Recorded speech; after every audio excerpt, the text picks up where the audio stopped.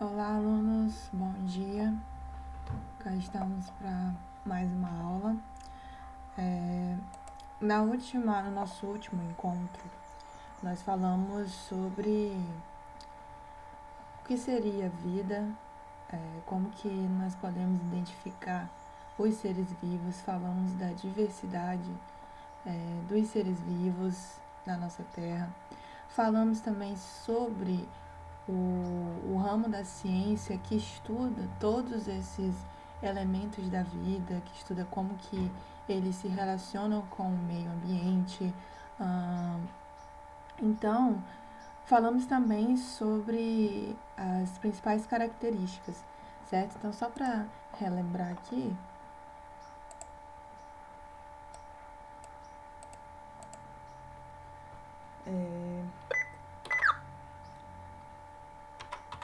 seres vivos, né? Capítulo dos seres vivos.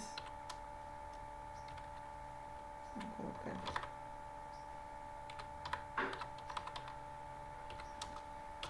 Capítulo 6.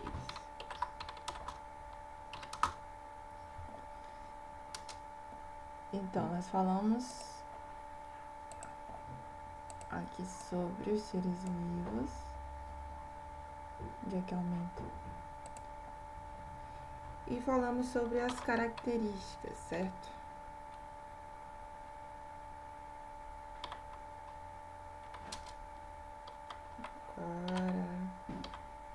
Características. Quais seriam então as principais características para identificar os seres vivos? Primeiro delas, vamos ver se eu consigo achar aqui um ponto. Aqui tá.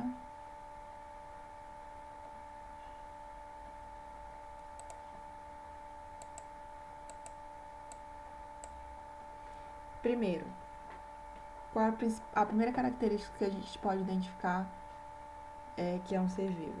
Reprodução, capacidade de reprodução. Segundo, a segunda característica que nós podemos identificar, a evolução.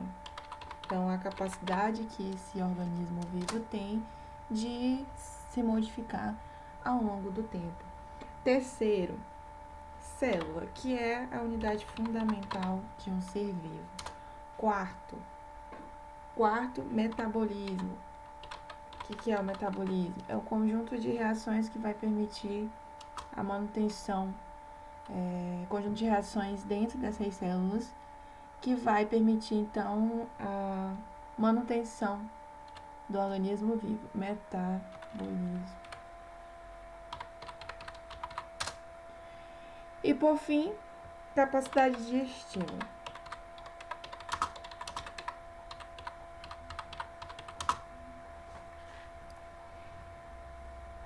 Bom, essas são, então, as principais características que vão permitir a identificação do que é um ser vivo e do que não é um ser vivo, certo?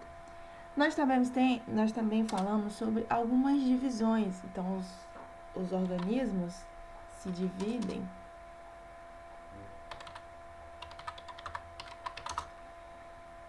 quanto à quantidade de células.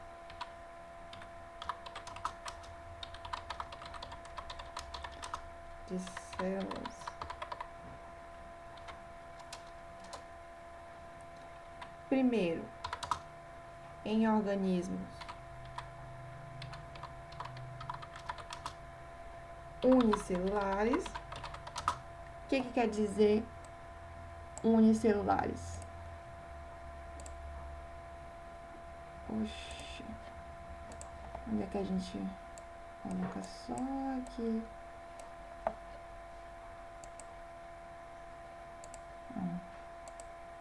Tá, não sei onde é aqui.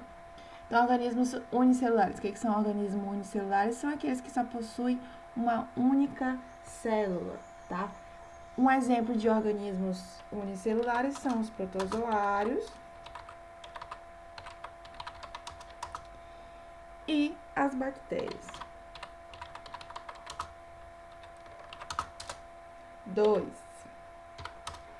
Organismos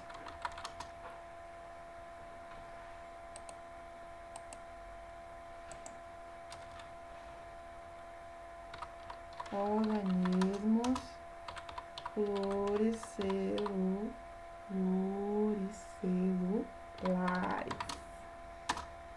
Exemplo de organismos pluricelulares. Nós, seres humanos, por exemplo, somos organismos pluricelulares. Ser humano e os vegetais são grandes exemplos de organismos pluricelulares, certo? Nós também vimos outra divisão que nós podemos apresentar, nós podemos classificar de acordo com outra divisão. Divisão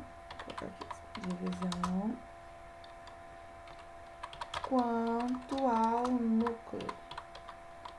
núcleo da célula. Nós vamos apresentar dois tipos. O primeiro, aqueles chamados de eucariontes. O que são eucariontes? São aqueles que em seu núcleo é revestido por uma membrana, tá? Então, olha aqui. Nesse caso aqui, ó, as células animais apresentam aqui um núcleo, certo? E uma membrana que reveste esse núcleo. Então, quando vocês perceberem o núcleo revestido por uma membrana, isso significa que esses organismos são eucariontes, tá? Então, você vai perceber isso em células vegetais e em células animais. Olha aqui a célula vegetal. Nós temos um núcleo revestido por uma membrana. Então, nós chamamos de organismos eucariontes. Nós vamos ter a segunda divisão, organismos procariontes. Organismos procariontes são aqueles que em seu núcleo não são protegidos ou revestidos por uma carioteca, por uma membrana.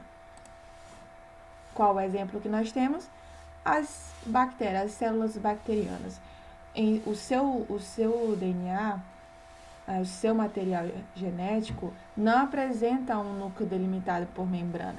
Então, o seu DNA ele vai estar disperso por todo o citoplasma.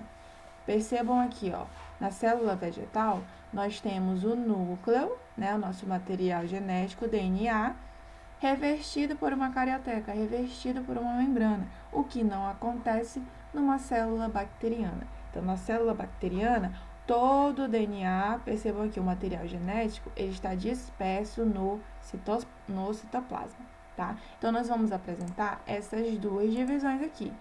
Organismos eucariontes e organismos procariontes. Quem são os organismos eucariontes? Aqueles que têm o seu material genético revestido por uma membrana, delimitado por uma membrana, o que não acontece nos procariontes. Então, nos procariontes, que são as células bacterianas, o seu material genético vai estar todo disperso no citoplasma, certo? Então, esses aqui são os principais conceitos que nós vimos na última aula. Esse aqui nós estamos vendo agora, né? Então, só relembrando aqui, a célula vegetal, como que é organizada a célula vegetal. Nós vamos apresentar um núcleo, tá? Um material genético delimitado por uma membrana. Quem são esses organismos? Organismos eucariontes. Nós vamos ter uma membrana celular. Qual é a função dessa membrana celular? A delimitação entre o meio externo e meio interno, onde vai apresentar a entrada ou a saída, vai permitir a entrada ou a saída dessas substâncias entre o meio externo e o meio interno. Nós vamos ter o citoplasma, que é um material meio gelatinoso, que é composto por água e por sais minerais dissolvidos entre eles, e vai aqui apresentar as suas organelas dentro desse citoplasma, certo? Então, eu tenho aqui um material meio gelatinoso, todo disperso, e as outras organelas aqui presentes nesse material, certo? Agora, como é que é, então, a célula vegetal? A nossa célula vegetal, percebam de cara, o formato dela é diferente. Nós vamos apresentar na célula vegetal a parede celular, tá? Então, a parede celular ela é uma estrutura externa à membrana celular. Eu tenho a membrana celular e eu tenho, então, uma parede celular que vai auxiliar na proteção e no suporte dessa célula vegetal, evitando que ela se rompa. Por apresentar essa parede, o formato da célula vegetal ela é bem definida, diferente aqui ó, da célula animal, que é meio arredondada. Então, por a célula vegetal apresentar essa parede celular, que é a principal diferença entre a célula vegetal e animal, é porque ela vai ter essa parede bem rígida, ela é bem rígida, certo? Então, ela vai apresentar esse formato bem definido das células animais. Nós vamos ter também o núcleo, só que esse núcleo também é revestido por uma membrana, uma carioteca aqui, e o citoplasma também, que vai estar aqui todo disperso, né, dentro dessa membrana. Outra característica bastante fundamental das células vegetais são as organelas chamadas de plastos. Então, essas organelas elas vão armazenar substâncias com determinados pigmentos, principalmente um pigmento verde, que é chamado de clorofila. Então, eles são chamados de cloroplastos, tá? Esses cloroplastos são fundamentais para a fotossíntese, tá? Então, a fotossíntese realizada pelos vegetais ocorre no interior dessas organelas. Outra característica importantíssima para diferenciar as células vegetais das animais é que a célula vegetal tem esses plastos, certo? Tem esses cloroplastos, que tem essa pigmentação verde, certo? E por fim, então, as bactérias, as células bacterianas, elas possuem membrana celular e citoplasma como as células animais e vegetais. Porém, o que acontece? No seu citoplasma não apresenta um núcleo definido nem organelas delimitadas por membranas. Então, mesmo que as células bacterianas possuem também uma membrana celular, certo? E um citoplasma, elas não apresentam uma membrana que reveste esse núcleo. Então, o material genético, ele fica todo disperso no citoplasma, tá? A parede celular das bactérias, ela é uma estrutura externa à membrana celular. Então, essa parede, ela vai contribuir para manter o formato dessa célula aqui e para a proteção da célula. As substâncias que vão compor a parede celular das bactérias são diferentes das que compõem as paredes das células dos vegetais. Então, principal característica para diferenciar a célula vegetal animal da bacteriana é que o seu material genético está todo disperso no citoplasma, certo? Então, esses são os principais conceitos que eu quero que vocês prestem atenção.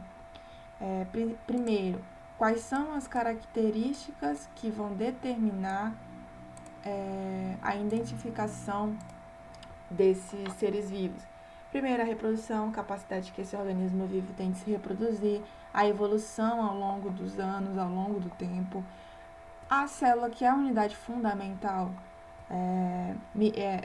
fundamental para um ser vivo, metabolismo, conjunto de reações que vão permitir aí a manutenção desses organismos vivos e a capacidade que esses organismos vivos têm de se relacionar com o meio.